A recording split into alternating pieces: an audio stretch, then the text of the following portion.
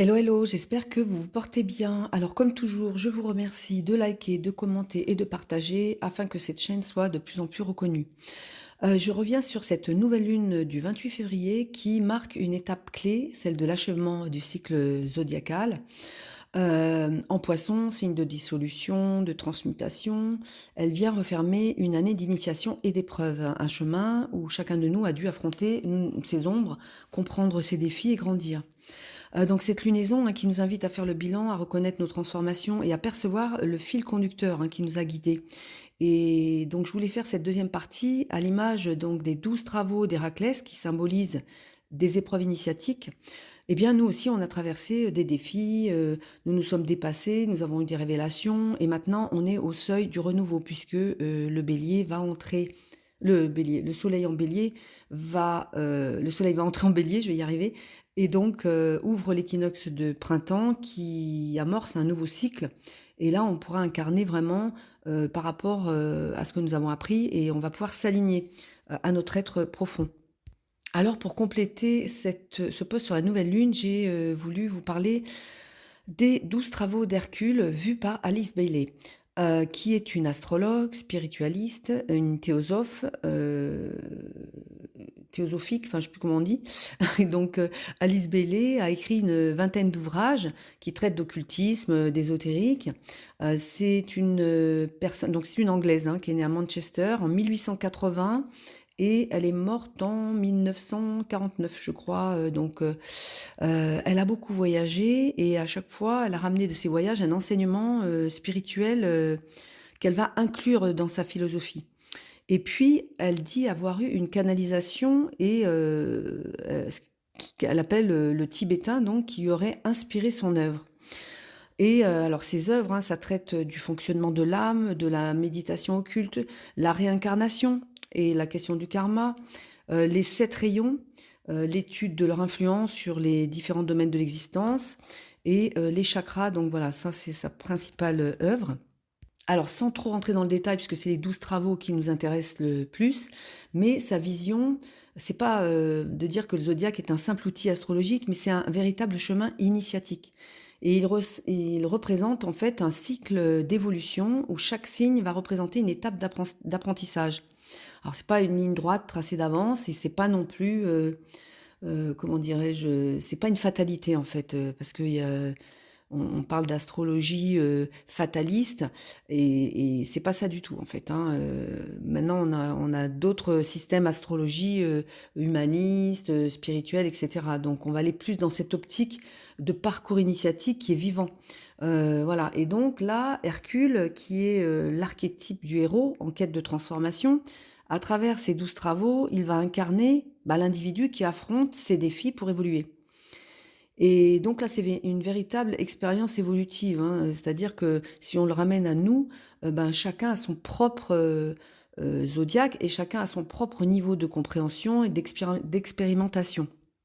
C'est pour ça que je dis toujours que c'est très important d'avoir fait au moins une fois son thème pour comprendre qui on est et où on doit se diriger. Alors pour Héraclès, lui qui est en conjonction exacte au Soleil et à la Lune, donc pour cette nouvelle lune, Héraclès pardon, est un demi-dieu, héros célèbre parce que c'est la force physique, mais aussi mentale. Je m'explique. Alors déjà, je vais vous lire un nuage de sens que j'ai extrait du livre de Eli Astro, le langage de la microastrologie. Force, y compris force spirituelle, maîtrise de soi, rédemption, symbolisme de l'être humain en voie d'accomplissement, dont le chemin est des plus accidentés. Alors pour la petite histoire, il semble que Hercule avait eu de nombreux moments de folie, dont certains avaient été provoqués par Héra.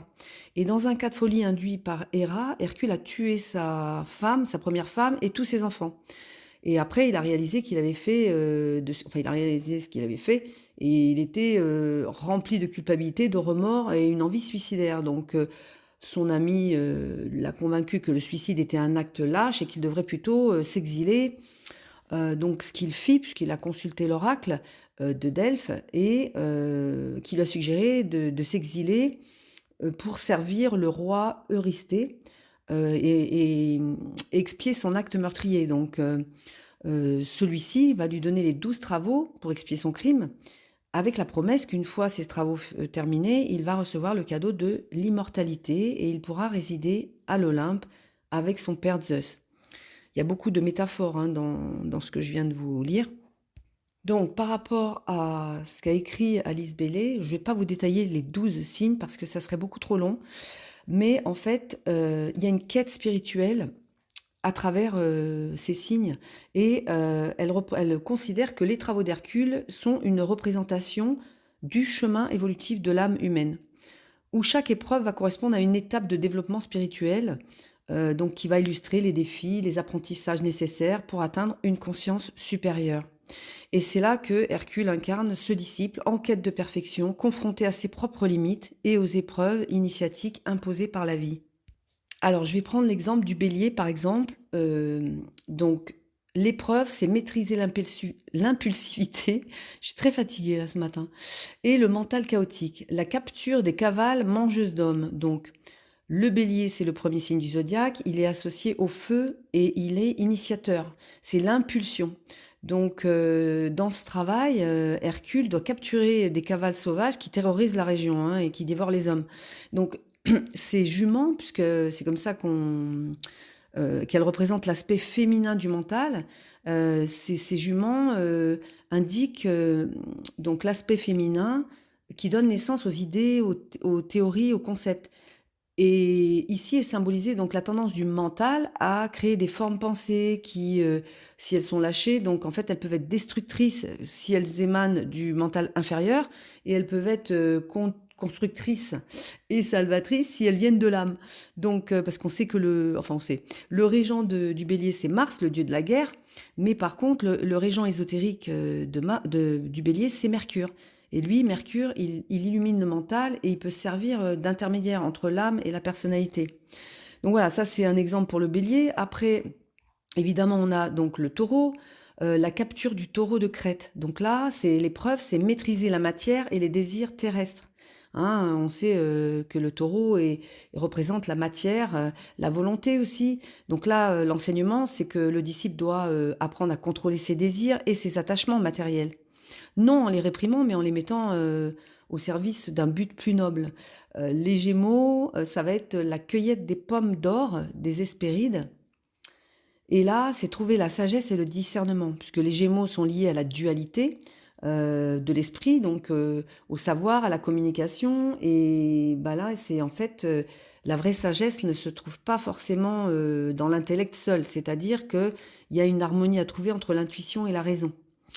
Ensuite, on a le cancer, donc la capture de la biche de Sérénie. Donc là, c'est trouver l'équilibre entre l'âme, on va dire le foyer intérieur, et la personnalité. C'est-à-dire qu'on doit apprendre à unifier notre être en trouvant un équilibre entre les émotions, l'inconscient, tout ce qui est intérieur-extérieur.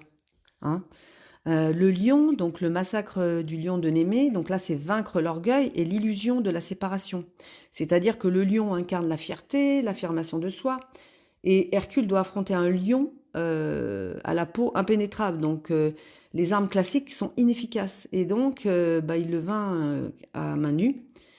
Et là, ça veut dire que l'ego ne peut être vaincu que par des moyens extérieurs, c'est-à-dire la prise de conscience intérieure et l'humilité, qui permettent d'évoluer vers un niveau de conscience supérieur. Alors j'espère que je ne vais pas trop vite, mais c'est vrai que je voudrais les faire les 12. La Vierge, donc prise de la ceinture d'Hippolyte, donc c'est purifier son cœur et ses intentions.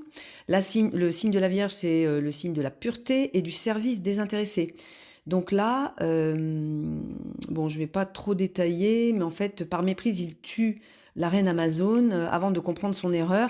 Et là, ça veut dire en fait que l'action juste ne repose pas sur la force brute ni la volonté, mais sur la compréhension et la compassion. Ensuite, nous avons le signe de la balance, donc la capture du sanglier d'Érimante. Donc là, c'est apprendre la modération et l'équilibre. La balance symbolise la justice, l'équilibre intérieur. Donc là, on doit capturer un sanglier dangereux et se laisser entraîner, sans se laisser entraîner dans la peur ou l'excès. Donc garder son calme et son discernement, sans se laisser emporter par des forces extérieures. Le signe du Scorpion, donc la destruction, elle est bien celle-là, la destruction de l'hydre de Lerne. Donc l'hydre de Lerne, qui constitue le deuxième Un des oui, parce qu'en plus, là, ils sont pas dans je vous ai pas mis dans l'ordre, en fait, hein, mais je les ai mis par ordre du zodiaque. Mais là, c'est le deuxième travail d'Héraclès. Donc, c'est un monstre, un dragon, avec plusieurs têtes. Et donc, c'est assez. Bah, de toute façon, au niveau des photos, vous allez reconnaître. Donc là, ça sous-entend transcender ses désirs inférieurs et ses peurs. Le scorpion, donc, c'est le signe de la mort, de la renaissance. Et l'hydre représente les désirs obscurs, les illusions de l'ego. Donc là, on ne peut les vaincre qu'en soulevant la lumière. Donc les énergies inférieures ne peuvent être détruites que si elles sont transmutées en énergie spirituelle. Le Sagittaire, donc extermination des oiseaux de Stymphale. Donc là, c'est élever sa pensée vers la vérité. Hercule doit chasser des oiseaux nuisibles qui obscurcissent le ciel, donc symbole des pensées négatives et des illusions mentales. Donc là, l'esprit doit être purifié pour percevoir la vérité et la clarté. Capricorne, la destruction de Cerbère. Donc, affronter ses ombres, se libérer de la peur, affronter ses propres ténèbres et apprendre que la lumière est accessible seulement après avoir traversé les ombres. Ensuite, le Verseau, donc c'est le nettoyage des écuries d'Augias, et là, c'est servir l'humanité et purifier le monde. Lié au renouveau, le Verseau est au service du collectif, et Hercule doit nettoyer des écuries qui ont été souillées depuis des années. Donc, l'enseignement ici, c'est la purification spirituelle qui ne vient pas par l'effort personnel seul, mais en utilisant aussi les énergies de l'univers pour transformer le monde. Et enfin, on termine avec les poissons, la capture des bœufs de Gérion. C'est intégrer la sagesse et œuvrer pour l'humanité, car les poissons symbolisent la dissolution de l'ego et l'union avec le divin. Donc l'enseignement, c'est d'offrir nos réalisations au service du grand tout, dans un don d'amour universel. Et bah là, je vais vous inviter à réécouter mon post sur l'axe des nœuds lunaires en poisson vierge. Car cela nous invite à quitter l'agitation terrestre pour aller vers plus de sérénité, de compassion, de connexion intérieure, de spiritualité.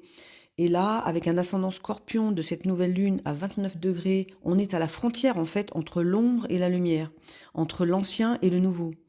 Et Typhon, l'astéroïde Typhon qui symbolise le chaos, les peurs profondes, qui nous paralysent en fait, hein, qui font des tempêtes intérieures, conjoint à deux Lion qui représentent la reconstruction après la tempête, il est temps de choisir entre rester prisonnier de notre mental, de nos blocages, ou d'accepter le changement pour renaître. Voilà. Et c'est vraiment l'axe des nœuds lunaires en poisson vierge pendant quelques mois. Là, il faut qu'on ancre la spiritualité dans la matière. Voilà, donc qu'est-ce qu'on veut incarner dans la matière? Est-ce qu'on est aligné avec ce qu'on dit, ce qu'on fait et ce qu'on pense? Voilà, j'espère que ça vous aura plu. J'ai pris un peu le train, je trouve que je parle un peu vite, mais j'ai pas beaucoup de temps pour refaire le post. Donc voilà, là on a un enseignement que ce chemin, c'est un processus de purification, de maîtrise, et chaque individu est amené et est appelé à dépasser ses propres limitations pour s'élever vers une conscience beaucoup plus élevée, pour contribuer à son évolution et participer aussi à celle des autres. Je vous souhaite un excellent week-end et je vous dis à très bientôt. Prenez bien soin de vous. Au revoir.